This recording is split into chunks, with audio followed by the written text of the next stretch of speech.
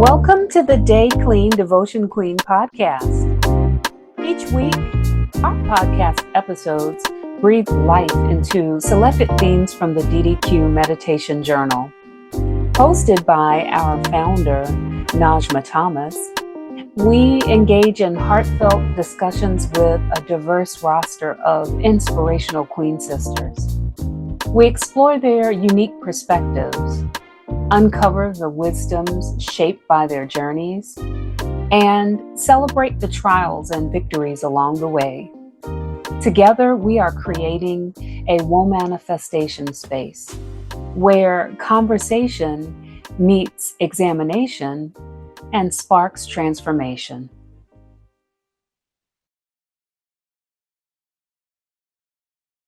So today's featured guest needs no introduction as far as I'm concerned, but I'll give you just a brief intro to Clarenda Pharmacy Stanley. That's Farmer C. Stanley.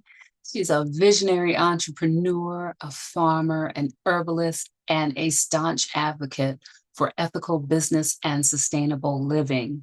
Known affectionately as Farmer C, she is the founding CEO of Green Heffa Farms, a wonderful wellness brand and herb farm that celebrates the power of nature to heal and nourish.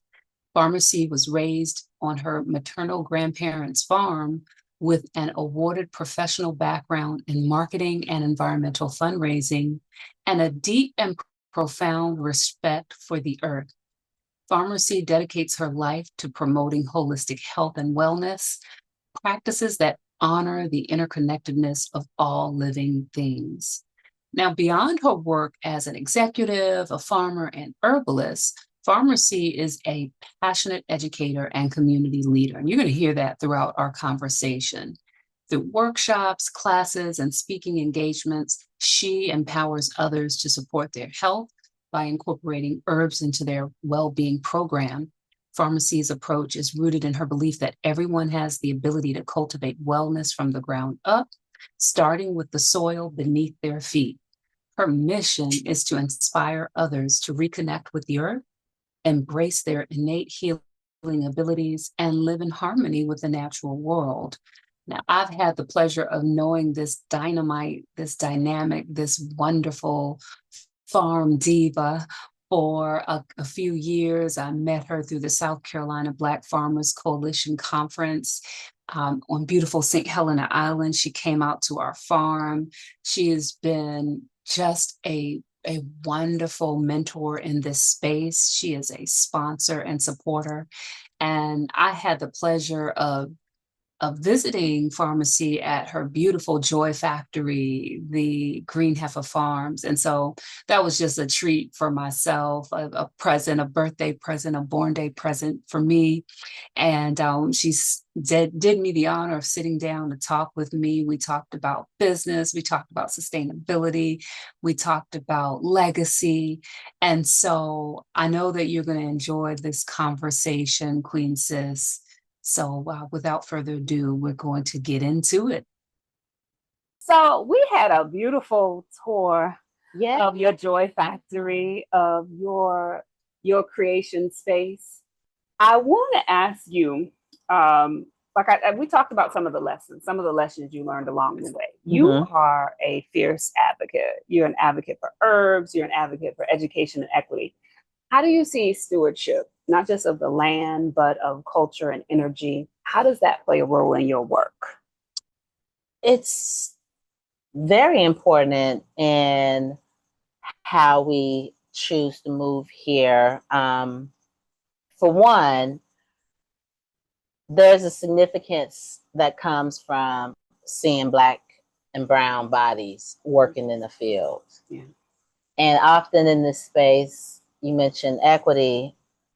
There's only one definition of equity that's focused on, and that's how can I give you some of the resources to which the system was designed for me to have more than you. Right. I'm gonna give you a little bit if you prove yourself. Oh God. And then you are going to go out there and provide me with the return on my investment. And then I get to package it up and call it social impact investing. And, you know, we'll have conferences and everybody will feel real good about the situation, even though oftentimes it's not us that they even do that in and as a Black farmer. So when you're coming into this space, and if your focus is truly on stewarding the land, you're going to not only be remembering your ancestral connection to the land, but you're having to do some repair as well. Yeah. Because our connection to the land was interrupted. And I used a term earlier where there's not an acknowledgement of Black people in America who do accept, claim, they're able to demonstrate that they're the result, their presence here is the result of the transatlantic slave trade.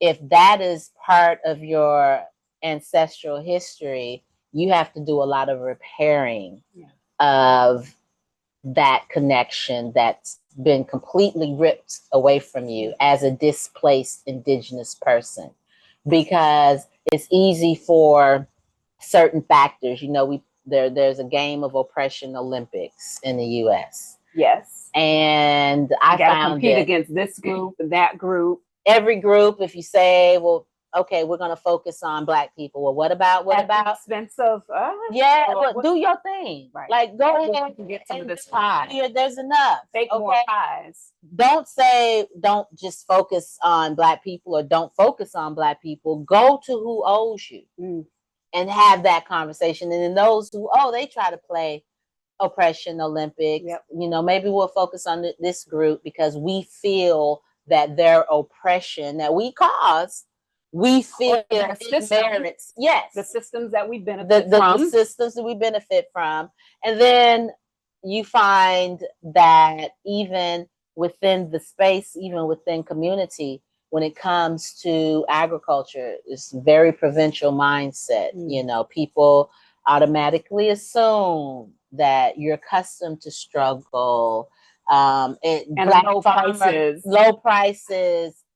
Because you say you're a farmer, they don't respect that you're a business owner, you're an entrepreneur, you're often a brand owner, land owner. Like there's all these other titles. They get that little one, the one that they feel they can minimize your accomplishments and achievements in your presence and devalue it. And so that's the one will tag along, and then you find that bleeds over into the business space, into the entrepreneurial space. When I walk in the room and I say I'm a farmer, I get a totally different reception than when I walk in the room and say I'm the founding CEO of an herbal wellness brand that vertically source, so it owns and operates its own production farm. And there we go. Spell. Then it's like spell with the word. Oh yeah.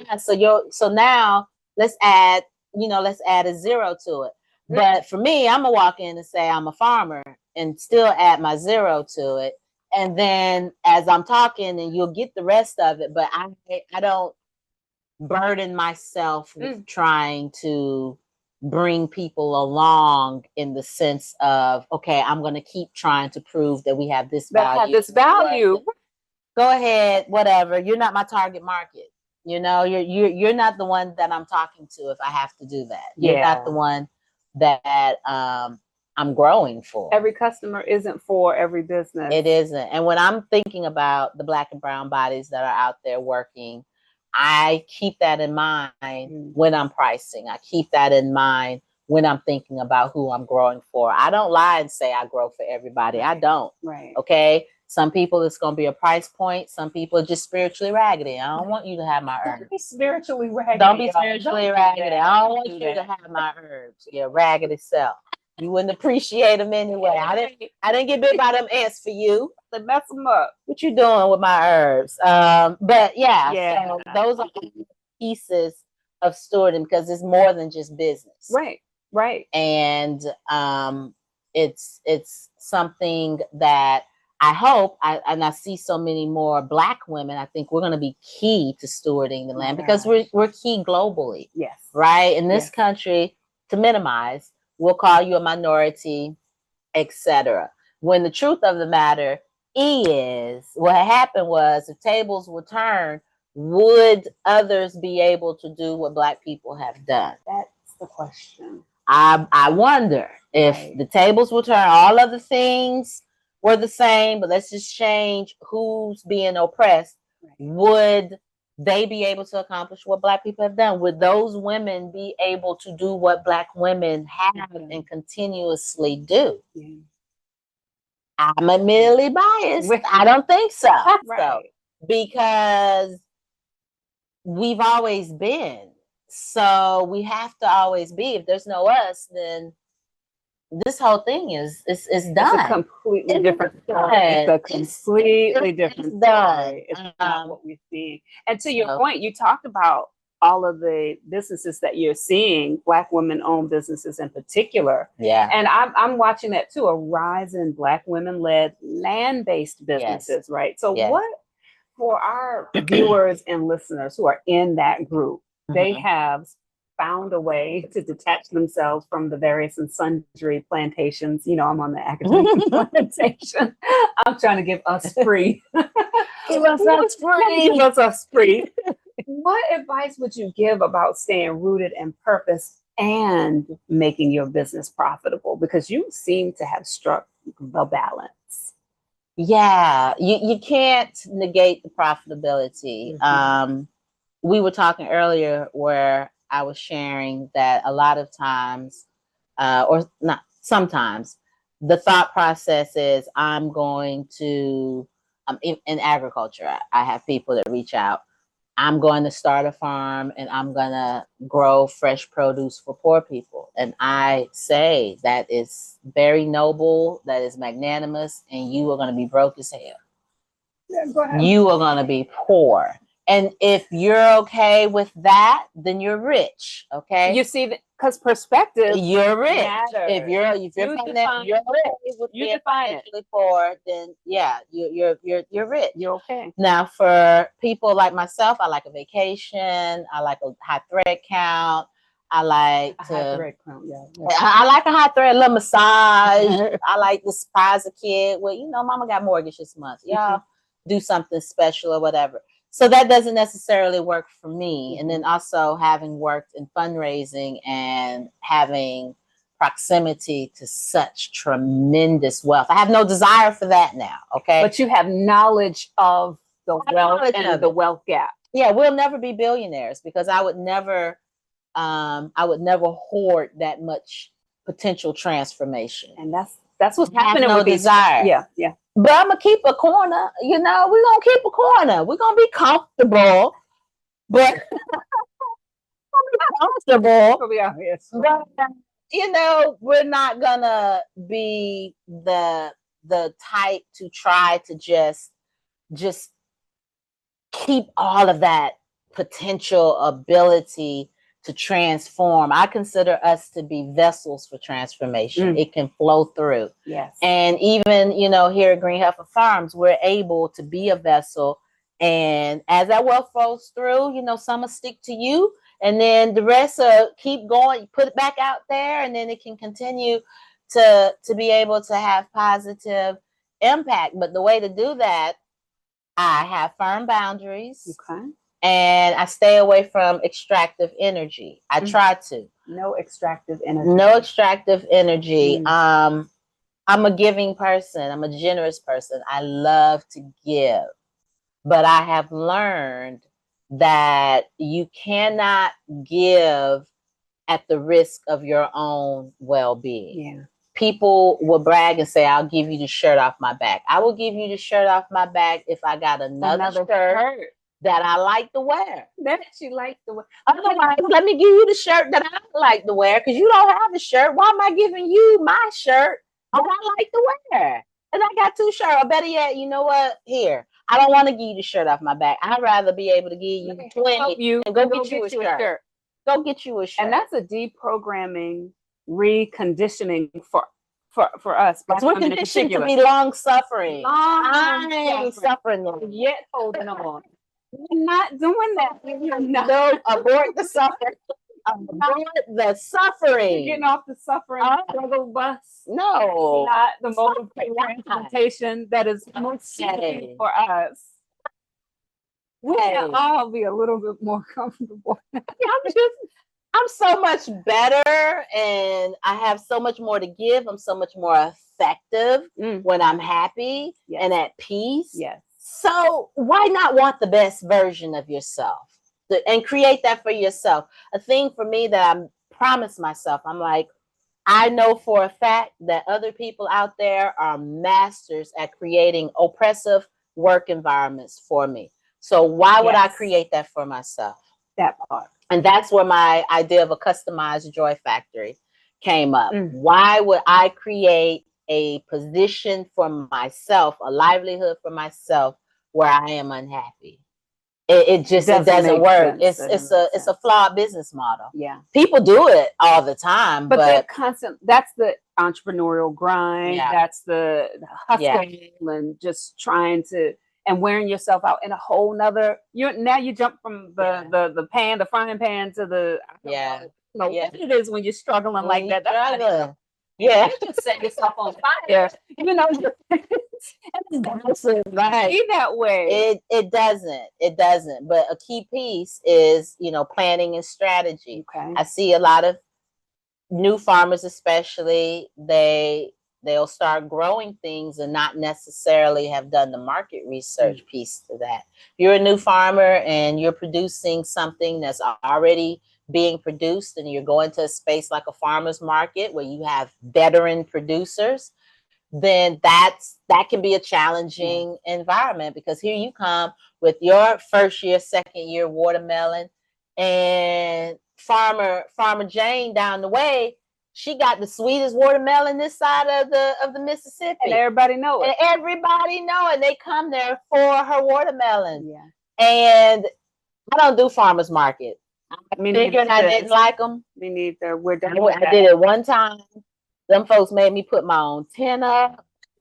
I'm a boutique farmer, okay? I'm a boutique farmer. Check the boutique. I'm a boutique farmer. I'm not trying to unload the tent. And I love farmers markets. I love to go. I love to support other farmers. Some farmers have dispositions and models that match that work.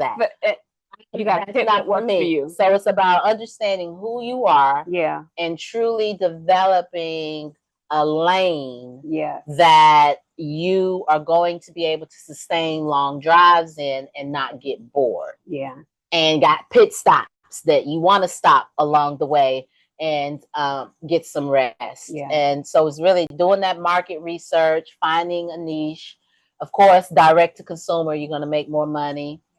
And value add, having an end product. So yes, you're growing tomatoes. Is it possible that you can come up with some gourmet ketchups or your salsa, something. And you got to be able to talk about it. It's one of those things where people will have an entire conversation with you and you not even know that they have a product. And when it comes, especially in the food-based, agricultural-based space, you got to be able to talk about your things, because again, they're going to be ready to minimize you. Yeah. You're a farmer. They're not going to even wonder, do you have any type of shelf-stable products? They're not going to look at you as a vertically scaled manufacturer. They're going to ask you how to make their cucumbers grow. Yeah. Which, not knocking that. No, but good cucumbers is wonderful. It's good. I don't know. I've never grew a cucumber before. It's like my money growing herbs, and I go to the cucumber farm. You get that and pay their price. I'm not trying to bargain with you, because I know your price to get those cucumbers. Your price is your price. Yeah. So I heard, to get this balance, to strike this balance, first of all, you are self-aware. You got your boundaries. You did planning. You got the marketing. So all of these pieces that are happening, and you You know, this is 7 years in. It's not overnight. I grew slow. I made mistakes. Yeah. But because I paid as I went, I was the only one who had to eat that mistake. I didn't make a mistake and I still owe, you know, someone over here. Yeah. And you got to deal with the consequences of my mistake. And so that means everything isn't shiny. Everything isn't perfect. I bought both of my pickup trucks used. I bought both of my tractors used. This building I had moved here. At the end of the day, financially, this building is about 3 buildings. But you know, these are lessons that I've learned along the way, and I gave myself the grace to learn how to grow well. That's beautiful. Give yourself the grace to know how to grow well. Yes. Yeah. Your business, you as a business owner, you know, you're going to be in a lot of different roles. You're going to be the chief executive. You're going to be the employer. You're going to be the person who's making sure the administrative pieces oftentimes are handled. The crop reports are filled out. The certifications are completed. Starting out, you're going to be, many people are going to be responsible for their books.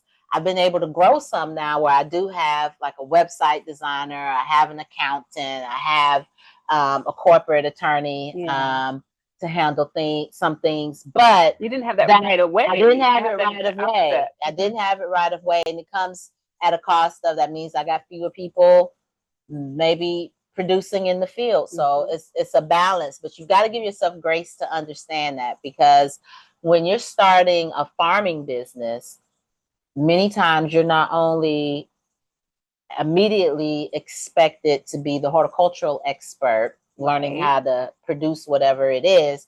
You're also the soil scientist, the waste management person, the branding, the marketing, the social media content.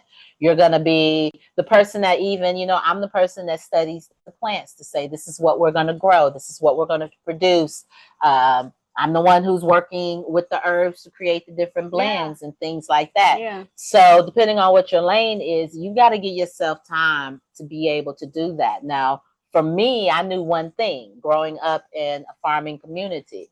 I knew that you could know how to grow with excellence and still be poor. And still not have any money. So my focus was on being able to make money to pay people who already knew how to grow well, bring them in, and then I learn from them while I'm still able to focus on growing the business. Because I thought my first season I was going to do a 1/4 acre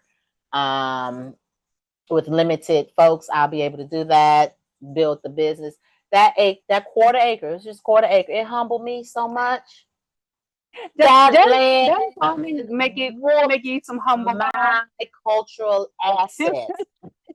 Said, this land? That's so petty. Appreciate Patty. We've been able to trace the Patty back in my family on my mama's side, 7 generations. Baby girl, you know, she 9th generation Patty. She get it honest. She did the other day. I was just like, girl. I get it honest. BB, I get it honest. So I understand Patty, but those plants were just being vindictive. They a different kind of. Leave one evening, the plants are green, everybody looks happy. We're good. Come back the next morning. It was a rough night. All of them died. It was a rough night. It's over. And you're out in the field weeping. Out in the field. And I'm trying to do that and still create content for the website, build a brand, and do all of that. Packaging. I'm sourcing. I was sourcing something that first season. I sourced with my heart. So yeah, you've got to give yourself and build your team. Be selective. Be selective about the information you take in. Okay. I was going to ask you about discernment. I'm scrolling and looking at things that don't edify, that aren't necessary. I mean, we need entertainment. You do need some time to just, you know, just be entertained and not have an expectation that everything has a deep lesson in it or something. But you have to curate your energy. You have to curate your energy. You have to curate your energy here at the farm. We're not open to the public. Because I don't like everybody. Some people get on my nerves, and I specialize in nerve vines. Why am I taking all these herbs to be herbed and I'm perturbed and protect my nervous system just to have people come and test my healing? I don't want my healing tested. I like to just, there's enough going on. So we're appointment only. So I can curate the energy, and also because we're working farm. I need to be able to have farm operations taking place without the concern of, someone falling in a hole, or because it's a working farm. It's a working farm. But somebody else may have an agritourism model.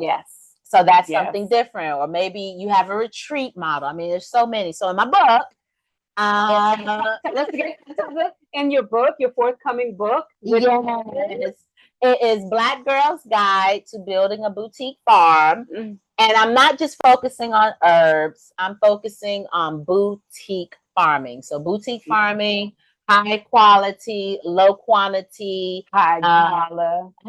getting optimal compensation for what you're putting forth for your community, knowing who your community is, knowing who your customer base is. But also, it's really a business book. So I'm not focusing, I'm not telling you how to grow something or how to get your hens to produce more eggs. I'm focused on how do you reach your target market that is going to continue purchasing from you and are going to help assist you in expanding the demand for your products, and you're doing it in a way that's in alignment with your values. So I need this book in my hand. Right now. Now, what are the details? It's January 2026. So we are doing. Right now. The editor's giving it back for the edit, so I'm doing that. But the manuscript, in and of itself, it's complete, and so we're congratulations. Thank you. Congratulations. Doing that in addition to all of this, did you take a pause and congratulate yourself? I said earlier, document your journey. I've always documented. Okay. So all I had to do was go back and get my documentation, and there was a document your journey. And so I talk about in the book both your farming brand or your agriculture-based business brand, but I also talk about your brand. Okay. So that you can go and you can get the keynotes and you can do speaking if that's what you want to do. You can get the book deals and things like that. Developing your brand. And all you have to do is document it. And people think when I say document something formal, it can be you writing notes to yourself. When you have that thought while you're driving about an important lesson, go ahead and just transcribe it into your phone in the voicemail. You'll build it all out. It helps trigger the information within you, because we've forgotten way more than we have great ideas. I mean, we have great ideas. Exceptionally creative vessels. We get downloads all the time. So this book is a business book. It is truly a business book. If you're looking for how to make your, roses or rosier, that's out there. That's out there. But if you want to know to really build a sustainable brand, and the green in Green Heffa stands for being environmentally conscious and being economically prosperous. Because simultaneous action, y'all. Not you. But I've been poor before. I have been economically distressed. Not like it. Thank you. To glamorize it from time to time, so that my inner child can relax. But it was not pleasant. It wasn't pleasant. I have a few vestiges that spilled over. I enjoyed thrifting and antiquing. That's not recycling. That's poverty. Poverty was the environment, because my resources were limited. So poverty can spur creativity. Absolutely. You can be your most creative when your ends, not only are they not meeting, but they're not even in a relative, they're not even in the same entity. Them ends will never meet. And that drives creativity. That drives creativity. Yeah. And so I still love to do that. But I like that to be an option and not the necessity. Not the necessity. I like to go to the restaurant. I want to order what I want to eat. When you get ready. I want to order what I want to eat. I don't want to concern for dishes. You know, because I've been poor, I have a respect for and money. I mean, we know it's a social construct, just like race. It's made up. But it's sure it's a collective agreement. So I agree to have some. I agree with you. It's a agreement. Wherever two shall agree. Let's go ahead and agree. I'll take that one. Yeah. I'll take that one. So yeah. It's got to make sense. It's got to make sense. And Black women, I mean, who can boutique farm better than we can? We create a mood. We create a moment. I mean, look at that. We create a moment. We, water. You know, if it's water. I know. We should have had something else in there. But create a moment. We're about the branding. We're about the creativity. We're about, the packaging. Get some black tea, okay? It's our only caffeinated blend. So you can stay woke. Blackity black. Yeah, all of these things. Yeah, it's about really creating that brand, which is an asset. Yeah. People sell brands, okay? And I know this is can be a contentious conversation with Black people when they sell brands. For discussion. For me, I'm an entrepreneur. I don't feel it's fair to limit a Black entrepreneur and say you can't sell a brand and have the opportunity to make money and not have that same heat for all of these non-Black entrepreneurs that are allowed to do that. Now, with that said, once you know how to create a brand, you can create another brand. All right. Yeah. If you don't want a Black entrepreneur to sell a brand, then make sure you're doing your part to support that entrepreneur. Right. And if they do choose to sell it and the folks change the formula, well, then you're going to have to find something else. You'll be fine. There's other options. That's actually an opportunity for another entrepreneur, perhaps yourself, to come into the space. The gap. Fill that void. Exactly. Yeah. And there's some jazz in that, right? There's that. Yeah, but I think a lot of times Black entrepreneurs get a lot of heat. We do. And it gets hard on each other. We can be hard on each other. That's why I don't fool with everybody. We stick folks into this one way to build legacy box. Because we're about legacy. We love legacy. We need it. We need generational wealth. We need generational wealth. We pigeonhole ourselves into there's only one way to do it. Good. We love that you are unbossed and unbothered. We love that you grew slow so you don't owe. We're taking all of these gems from you. I want to wrap on that note. And ask you, what would you gift to the DD community in terms of if they wouldn't take away just one thing from this conversation, what's one action step you would recommend for them? Okay. It's actually going to pertain to mindset. Okay. In order to have a profitable operation, you need to be comfortable with money. You need to be comfortable talking about money. You need to be comfortable making money. You need to be comfortable being in charge of money, making money decisions. And a lot of times your attitude towards money can be reflected in your current money situation. Yeah. I've seen a lot of content creators out there that push. I don't see as much now, but especially when I first started building Green Heffa farms, that were pushing things like, oh, you have terrible personal credit, don't worry about it. Build your business credit, go get a business account. Number one, it's not that easy. It's not how it works. It's not how you're not gonna go get an EIN and then all of a sudden get $100,000. Still gonna ask for that SSN. They're still gonna ask for that, and not only that, but if you're not good with money, you're not going to be good with a lot of money.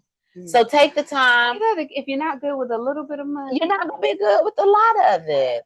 And I get, gotta sit with that for a minute. I've been poor. Yeah. When you have more monthly money and things like that. But I also know that when I put my head down and I started making decisions to change my situation, for me, the way out of my situation, you know, I shared with you earlier, 2-time teenage mom. And the only thing that I knew for certain that would get me out of my situation was education. So I put my nose down, get that certification, get that, whatever that piece is. So I knew that. I knew that the only way to stop having bad credit was to stop not paying people. You can't pay somebody. You've got to stop. You can't leave them alone. You're not going to be able to go. You know, this get is that. When I started couponing. Yeah. Utilize government programs that they had available. I did what I had to do. And I start understanding how money works. I realized money can work for you. It's not working for you sitting in the bank account. You've got to put money in tools that make money. But those are things that have helped me coming into farming. Coming into farming, I was able to establish lines of credit. Now we're grow slow, so we don't owe. That doesn't mean I never carry debt. I know how to carry debt that I know is gonna. I know how I'm gonna take care of that. All right. So that's when I will go ahead and do a short-term debt situation. But I was able to come into the business and establish that because I already had my personal credit established. Because I realized that you have to be able to put yourself in a situation that they got to come up with new excuses to not be able to. You got to come. It's not going to be this. It's not that. It's not. No, I got that certification. You have to come up with a new excuse.